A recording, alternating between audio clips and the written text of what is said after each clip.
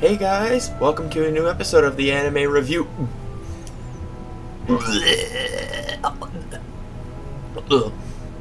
Sorry guys, this week's episode is so moe it's making me sick.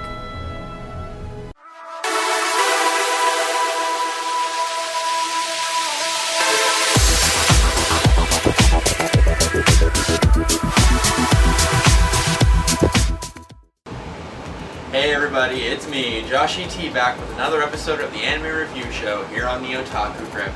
So, this week we are covering a show called The World God Only Knows, which is described as Keima is known as the god of conquest online because there isn't a digital girl that he can't tame. But his life is turned upside down when a demon descends from the sky for some reason to say that he is needed to help return lost souls back to hell.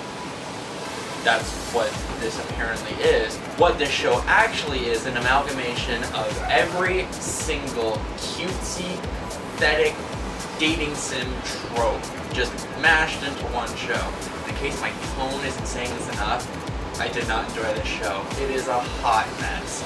So basically the main character Keima is a super closeted, dork. Not like a nerd, like us cool nerds. This is a guy who spends every single waking moment with his nose to a PSP, or a PFP, gotta watch that copyright, playing dating sims, just non-stop, and completely ignoring other people, reality, but somehow of course he still manages to have perfect grades because this is anime, so why not?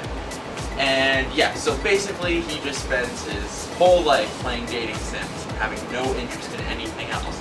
And then one day, while answering emails about his, site of conquest, of dating games, he receives an email saying, "I hear you can conquer any woman." And he's like, "Is this a challenge?" And he accepts yes. Now, accepting yes was actually signing a contract with a demon who needs him to help return loose souls to hell. And he is immediately partnered off with a demon partner named Elsie, who herself is again one of these annoying tropes. She is just super cutesy, she's very magical girl, maid kind of girl, and she's just high-pitched and annoying, and it's just bad. It is bad. Everything in this is cliche. So, basically what happens is Elsie and Keima are bound under penalty of death. They have explosive collars because explosive collars are in right now to return these lost souls which hide within people's hearts, usually girls so far. I watched the first season, so Keima and Elsie are bound to returning these lost souls to hell, and the way this has to be done is Keima has to take the place of the loose soul in a girl's heart, and this is usually done by winning her favor, and the final act is he has to kiss her, and that, releases the soul from the girl's body, to which Elsie can capture it in a comically oversized jar, and that's how this goes. And so basically this first season that I watched is all about that. It is basically a series of arcs involving Keima winning his way into a girl's heart to free her from a loose soul. Now, these loose souls don't really have any supernatural negative effect. They just kind of prey on insecurities that people have. So, yeah, I find just almost everything wrong with this show.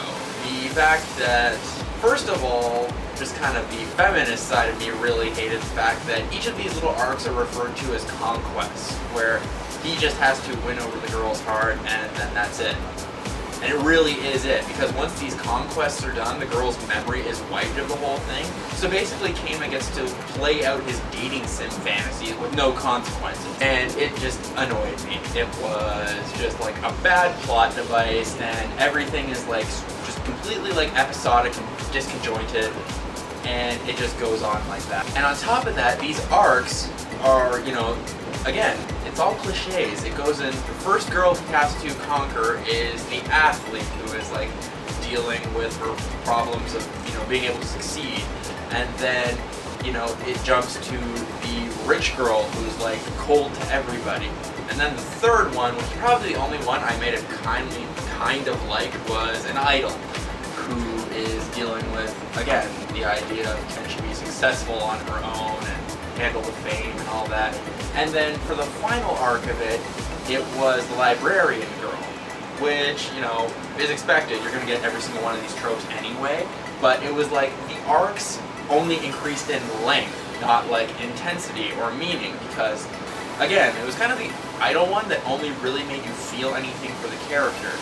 And not even just the arcs, the main characters, I feel nothing for them. I think Keima is just exactly that. In fact, he reminds me of a junkie almost, where he just has to deal with reality for a little while, and as soon as that's done, he gets to slip back into doing nothing but playing games.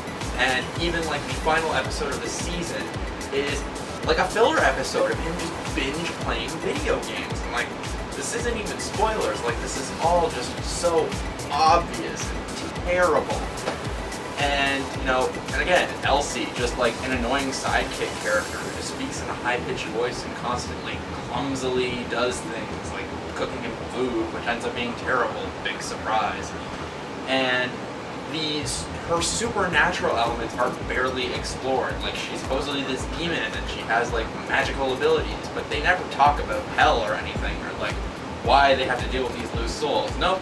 It is all just a bad plot device to basically recreate situations from dating sims with a sort of meta approach that is constantly failing because of Keima just being so obsessed with these dating games that he just basically takes them as reality. So yeah, this was a bit of a ranty review. I know, Crypt Dwellers, sometimes they're gonna happen. I'm like really had to force myself to watch all the first season of this show, and I'm really gonna say, like, unless, you know, you're into these kind of games and it's your shtick anyway, like, this show is a total pass. It, like, is not even a good drama. It is just, like, a bunch of cliches from dating games animated into full episodes. So, yeah, at most, call this guilty pleasure. Not for me, maybe for you.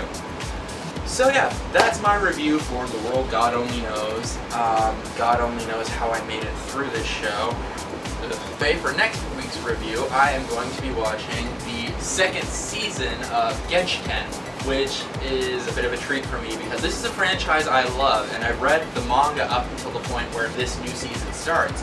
So although this is a franchise I know, it's going to be completely new content to me, and I'm really, really actually excited to be watching this. So, yeah, that's it for this week on the Anime Review Show. I have been Josh E.T., and I will see you next Thursday with a new review. Bye, guys.